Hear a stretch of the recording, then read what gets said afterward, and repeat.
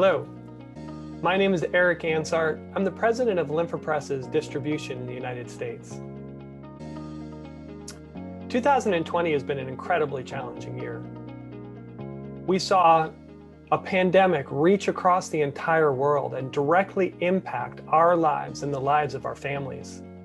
The way we interact with patients, the way care is provided in doctors' offices, manufacturing and distribution were challenged across this country.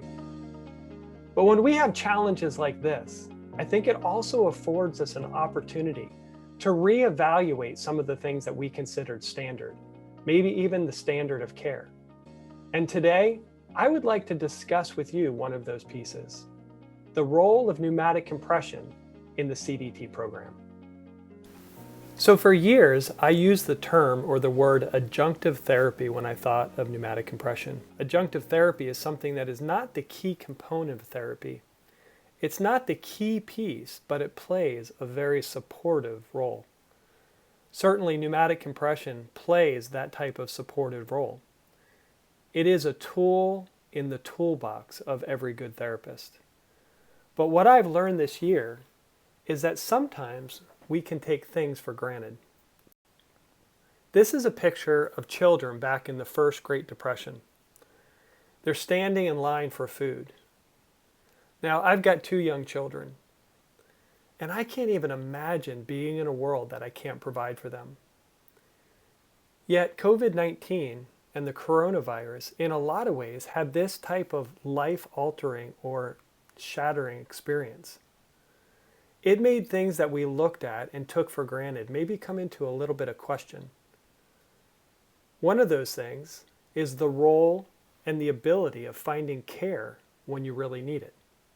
How many of you remember these pictures? We stay at work so that you don't have to. We're here so you can stay home. For months, this was the message. In fact, I've spent some time over the last couple of months traveling around the country. I've been to Colorado, California, North Carolina, and Pennsylvania. And while all socially distanced, I've had some amazing conversations with therapists who've told me about the challenges that they faced when their patients were suddenly without the ability to find care.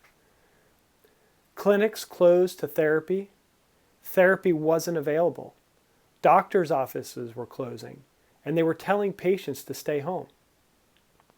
I think all of these things impacted the way that we would consider the standard of care and maybe changes the viewpoint of what adjunct therapy really is.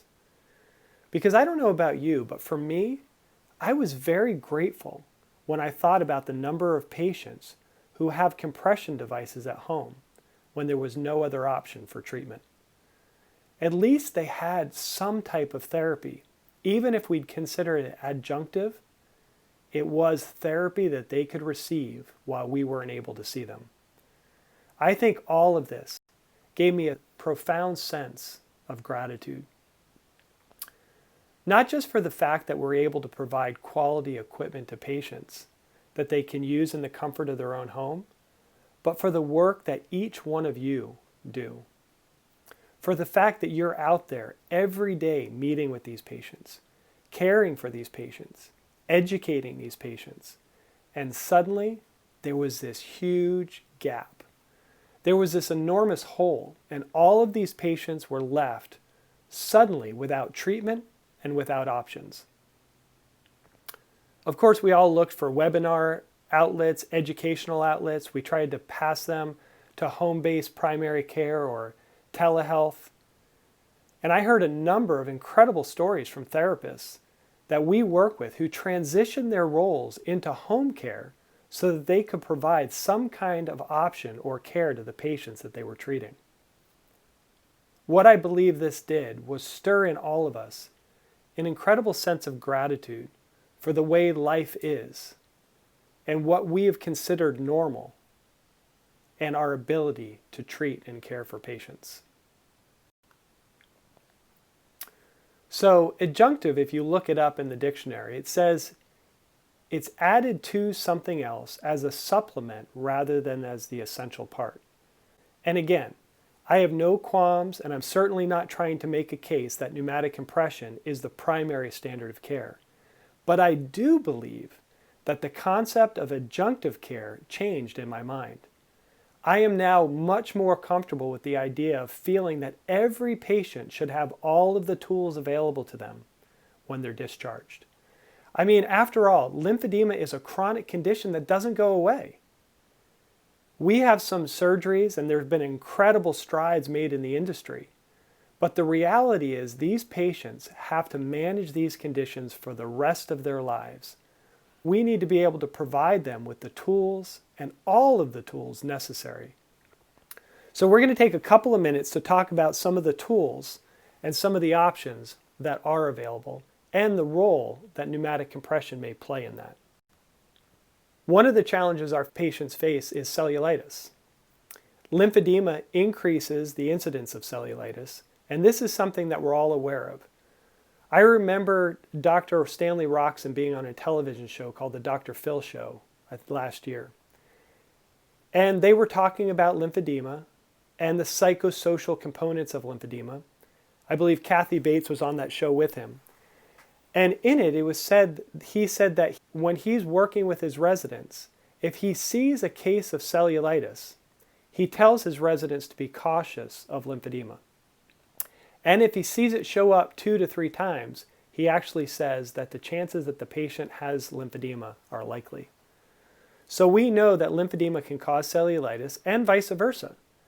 Cellulitis can cause lymphedema, and we've seen the ravages that cellulitis can have on a patient with lymphedema, destroying the lymphatic system with subcutaneous bacterial infection. We also know that lymphedema patients are 71 times more likely to develop cellulitis. Well, pneumatic compression also helps decrease the incidence of cellulitis. This is a paper that was written in 2004 by a series of authors that are listed here at the bottom. But you can see that hospitalization rates overall reduced when patients use pneumatic compression. We also recognize that in the current circumstances, or what we've at least seen over the last few months, is it's very advantageous for our patients to avoid going to the hospital. In fact, there are campaigns by hospitals, at least there were initially, and doctors' offices to keep patients home. So how important is it now, more than ever, to make sure that we're providing the tools necessary for patients to be able to manage these conditions at home without having the possible side effects of cellulitis and without having to possibly go to the hospital where they could become exposed or could catch coronavirus? We know that pneumatic compression mobilizes lymphatic proteins and it recruits the lymphatics. We've seen this in a number of studies that have been published by a couple of different manufacturers. This is a lymphopress device that was used with clear sleeves back in 2017 with Dr. Melissa Aldrich, Dr. Eva Sevick, and Dr. Rasmussen down in Houston. You can see here on the left hand that this is an actual clear sleeve that was made by lymphopress, and you can see that the pulsations are happening simultaneously on the right side in the patient's lymphatic system. Now this is incredible. The picture on the left is the picture of a healthy patient getting MLD, and the picture on the right is a lymphedema patient who has stage 2+ lymphedema, and they're using a lymphopress device. Now let's take a look at a slightly better image of a shot of the image on the right. In this image, you can see that there's a significant increase of lymphatic protein and fluid absorption into the lymph channels and the lymph vessel recruitment. We found that not only did this increase lymph velocity, but also decrease the time between those pulsations. In this statement, we can see that Dr. Carolyn Fife felt that this really validated our understanding of the use of pneumatic compression. Now we also know that lymphopress reduces pain. It increases mobility. It decreases wound sensitivity. It increases oxygen level at the wound bed, and of course, it reduces edema. This is evident in a research paper that's currently underway at Mount Sinai Hospital in New York. Now, this is a relatively small grouping of patients. We're looking for up to 20 patients in the initial phase of this study. But in the first 5 patients, there was an average decrease of wound size by 76%, and 4 of the 5 patients had complete wound healing. Now remember, these were wounds that were over 2 months old, and 4 of the patients had complete healing in a period of 8 weeks by using a lymphopress device. We also know that pneumatic compression is a complement to CDT. It's been known to enhance the reduction phase. It's able to soften fibrotic tissue, and they're able to continue their therapy between sessions so that when they come back, they are able to maintain the results and you can continue with their therapy. It also sustains the maintenance phase, which means when you send a patient home and you discharge them to home care and ask them to self-manage their edema with garments, wraps, self-MLD, you're able to add pneumatic compression and the patient will obtain better results. Dynamic compression is an incredibly effective tool, not only to enhance your therapy during treatment, but to give the patients the tools that they need to be able to use for ongoing management. So with lymphopress, we created an app that will allow you to stay connected with your patients during therapy, and then after you discharge them. The LymphoTrack tool is one app that we provided that patients can record their girth measurements, skin changes, limb circumference, weight, and they can communicate all of this back to you via text message or email at your discretion.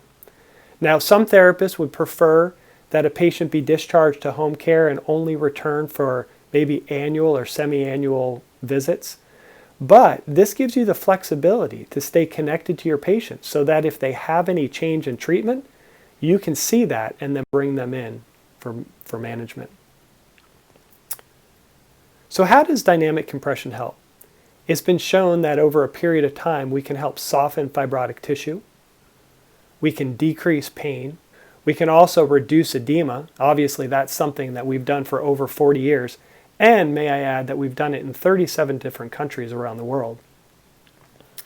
We can also increase mobility. Patients get increased mobility, feel more functional, and they're able to get out and about. And all of this leads to an improved patient quality of life. So I guess my question is, how adjunctive is pneumatic compression in a post-COVID carescape? Has pneumatic compression become an integral part or a tool in the toolbox of every therapist and lymphedema patient? I believe it's something we should consider, and I thank you for your time. We hope you have a fantastic NLN. The NLN is an incredibly important meeting, and it's something that will help us move the subject of lymphedema care and lymphatic health forward.